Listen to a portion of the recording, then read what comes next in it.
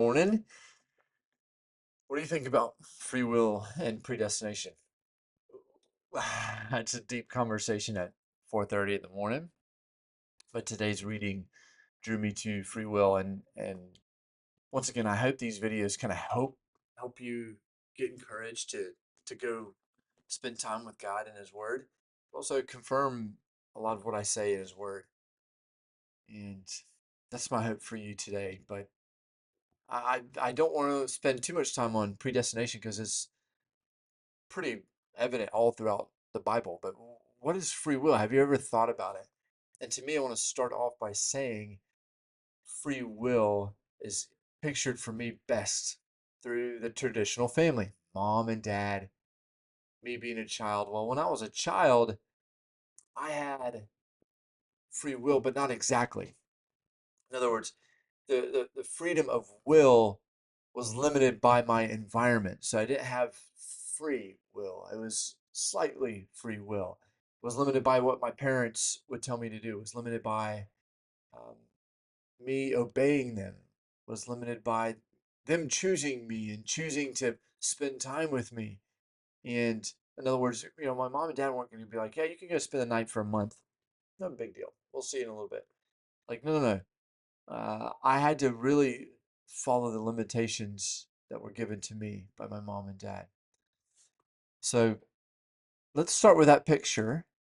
Then let me move into the verse that led me to that picture. You're like, how did that lead you to the picture? I don't know, but it did. It is Exodus chapter 11, verse 9. The Lord had said to Moses, Pharaoh will refuse to listen to you, so that my wonders may be multiplied in Egypt.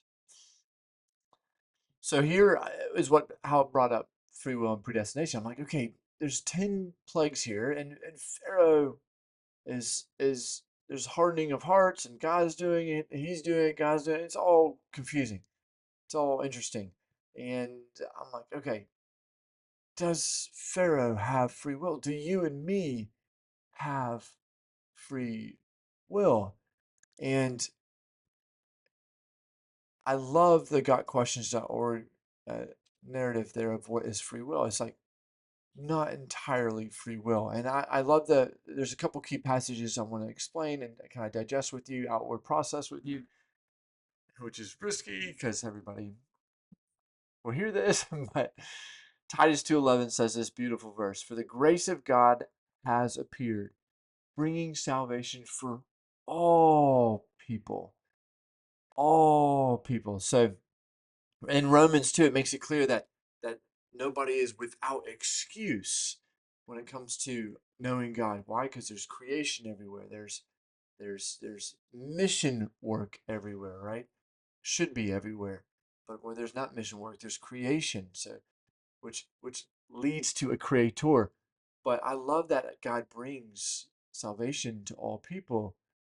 Um, but that doesn't really discuss the free will of choosing because in that God brings salvation to all people, he also chooses people before the foundation of the world began. There's scriptures that attest to that truth. And my key passage for me about not having entirely free will, which is a weird thing to say, because then you're like, well, we're robots. Well, not necessarily. John chapter 6, verse 44 says that unless God draws, no one can come to Christ for salvation. If the decision whether to trust Christ is impossible without God's interference, our will is not free. So let me pull up John chapter 6, verse 44 real quick for you.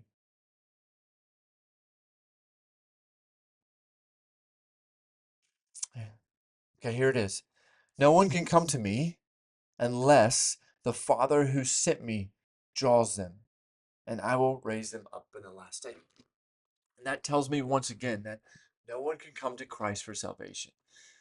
If the decision whether to trust Christ is impossible without God's interference, our will is not totally free. And in a lot of ways, and not a lot of ways, in every way, thank you, Lord, that it's not. Could you imagine if we as a child had to be had to choose our parents, had to then go down this assembly line and kind of think about us and our personalities and choose our parents. It just doesn't make sense to me. But what does that mean? What does this mean briefly, kind of to you and me today? We have moral obligations to choose him every single day. Once again, the freedom of the will is limited by nature. We can't just go fly right now in the sky. So that tells me that my will, my choices are limited by nature and by circumstances. Your psychology, what you've grown up doing, etc. So for me and you today, we have a moral obligation to choose him. And as we choose him, he says, seek me and you'll find me when you seek me with all your heart. And as a result of seeking him, we are transformed. As a result of seeking him, we have peace. As a result of seeking him, we are in his family. And we are in the best family we could ever be in. So be proud of your last name.